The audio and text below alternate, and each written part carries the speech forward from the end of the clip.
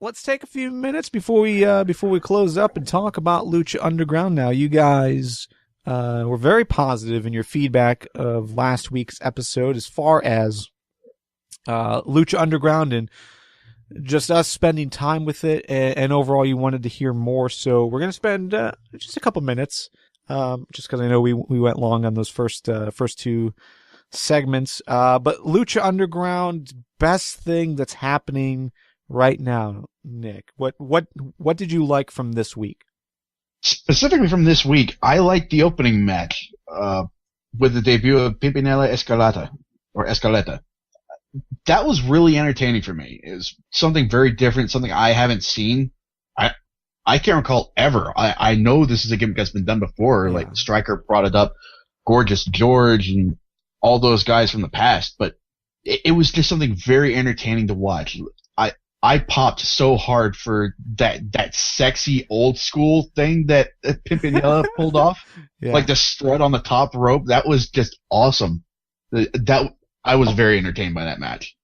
Yeah, as far as that match goes, I think the best moment was on commentary. Stryker was listing all of the people who had similar gimmicks. It's weird how they talk on commentary. They really break the fourth wall in some capacity, talking about gimmicks and people who have done similar things. So yeah, Gorgeous George. They named a few others, and then they threw out The Miz. before laughing and then moving on to the next topic. But yeah, I just thought it was fantastic.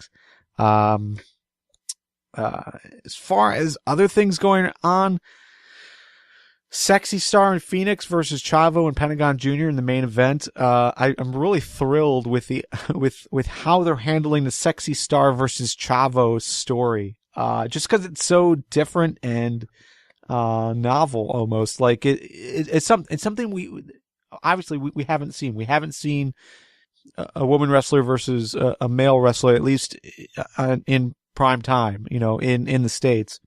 So seeing it in this capacity and how they're handling it, and the fact that Sexy Star is holding her own, I mean, that's fantastic. So I'm really thrilled with that. And that was this week's main event.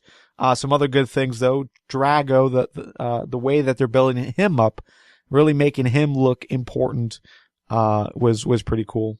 Despite his loss to King Cuerno this week. I don't know how I'm feeling about the whole Cueto versus Johnny Mundo thing. Like at first, I was digging it. There's a lot of subtle things going on. There's a lot of things that we hadn't seen before as far as how they're telling the story. But it's almost too much. I hate to throw this whole the Vince argument against John Morrison that he's not necessarily believable in that top spot, but I'm feeling it. I feel like he's not believable in that role enough for me to think, oh, he can easily defeat Big Rick, or whatever.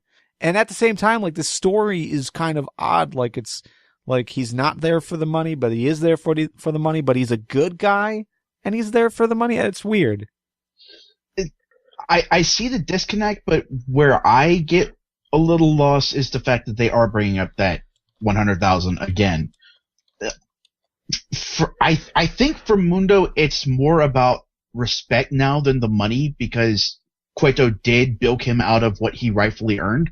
So I think the money is a side issue, but it's not being presented that well, I don't think. So yeah, I think if they, and I kind of hate to say it, but Big Rick just isn't that compelling an opponent. Yeah, that's true too. So I think if they had a better feud going, I think this would be a lot. I think it'd be a lot easier to get into. Yeah, I think just to look at what Lucha Underground is doing well and what they're not doing well, and I think this is the one spot where they're not telling a good enough story to keep it moving forward. Like there's bits and pieces of it that I do like. I like how Conan's involved. I like Prince Puma's involvement. But yeah, maybe it is the fact that I don't necessarily like the team that Cueto has set forward, especially Big Rick. Or maybe it's Mundo. I don't know. So yeah, but obviously we'll have, I think there's two more weeks of episodes before, the end of the year. And then they take a break until 2015. So we'll definitely have more time to see how this progresses, and maybe it improves next week.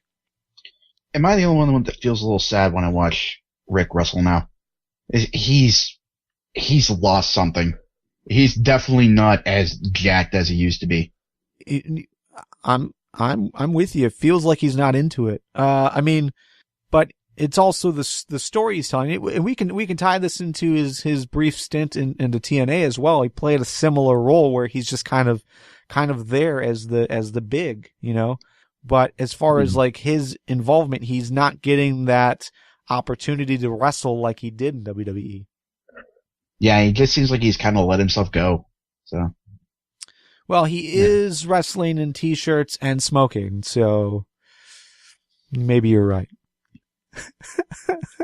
I do kind of like the affectation that he does have that big cigar. Yeah.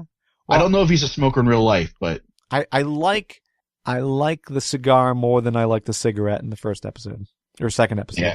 Yeah. He should wrestle with the cigar in his mouth just constantly. I'd pop for that. Yes, and when he goes for the power bomb, he does like that Kevin Nash thing where he puts out the cigar on the guy's back. Ooh, yeah. It's either that, or he maybe he gets tossed to the corner.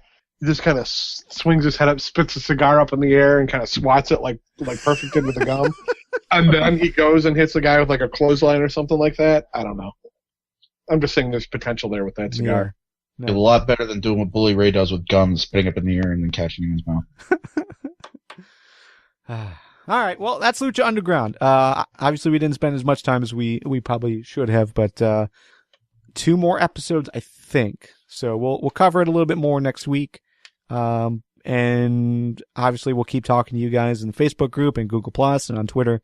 Really, really excited about where Lucha Underground can go from here.